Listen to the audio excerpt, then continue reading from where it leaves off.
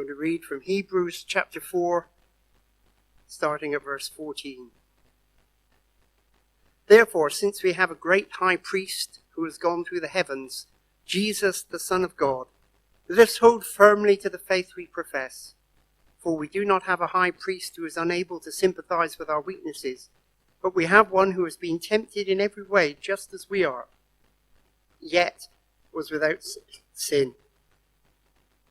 Let us then approach the throne of grace with confidence, so that we may receive mercy and find grace to help us in our time of need. Here we are, back again, looking at the letter to the Hebrews, trying to answer the question, who is Jesus? And today we see Jesus is the God who understands. In ancient times, people believed that the God or gods that they believed in were very separate and distant. Some believed that God or gods were so different from human beings that they had no feelings and emotions. They regarded those as weaknesses and things that the gods did not have. Some believed that the gods lived so far away that they didn't even know that humans existed. Some believed that the gods could only be contacted through priests and rituals and very elaborate ways, and even to do so was extremely dangerous. And some believed in gods who were little more than glorified teenagers, capricious, dangerous, not to be trusted. The idea that God himself should become a man and die amongst his people was a new and a shocking idea. But that was what Jesus was and did.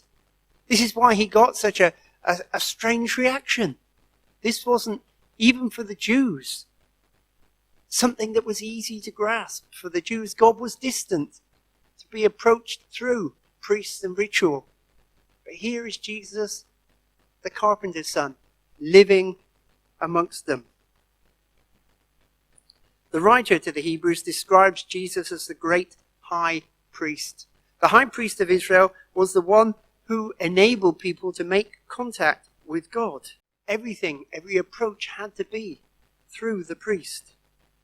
And just imagine today, suppose you'd got a bright idea about what we should do about the lockdown and the virus and all that, and you thought, right, I'll just pick up the phone and I'll have a chat with the Prime Minister. Well, we can't do it, can we? We might, if we send a letter, get a polite reply from some official, but somebody as important as the Prime Minister is shielded and separated and kept apart. You can't just get in touch with them. The same is true of all important people in our country and in our world. But the amazing thing is, although we can't directly contact those who regard themselves as important in this world, we can contact God, the creator of the universe. Prayer is talking and listening to God, and through Jesus we can do that. At simplest, prayer is just telling God what we want. That's often the way we start, spoken or unspoken. We don't need special words, but we can, if we want, use prayers that have already been written, prayers in the Bible. If you're looking as a Christian, a long-standing Christian, for ways of improving your prayer life, look up some of the prayers in the Bible, turn them into your own, or prayers that other people have written in books. We don't need a special time or place, although it's helpful to pray in church and in meetings with other people. But the most basic prayer is simply, help! Lord, my life isn't what it should be. Forgive me. Make me new. Make me yours. It's a prayer God always answers. We can be confident that God will hear our prayer, confident that God will respond to our prayer, confident that God will understand what we're going to. Yes, we put it into words because that helps us, but the writer to the Hebrews says Jesus has been tempted in every way just as we are, yet without sin. In other words, what we go through, he's been through. He knows it. He's lived it. It's real. We're not talking to someone who's distant. We're not talking to somebody who can't feel or imagine. We're not talking to somebody who doesn't understand what we're going through. We're speaking to someone who knows exactly where we're at.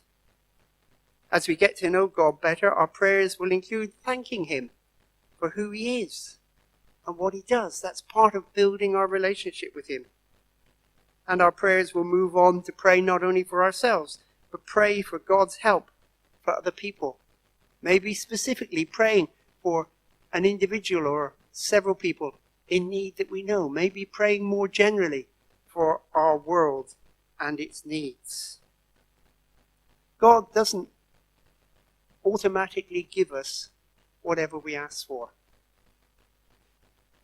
Just imagine parents who gave their children everything they ever asked for. It would be a disaster, because children ask for things that are not helpful, that are not good, that are maybe at the wrong time.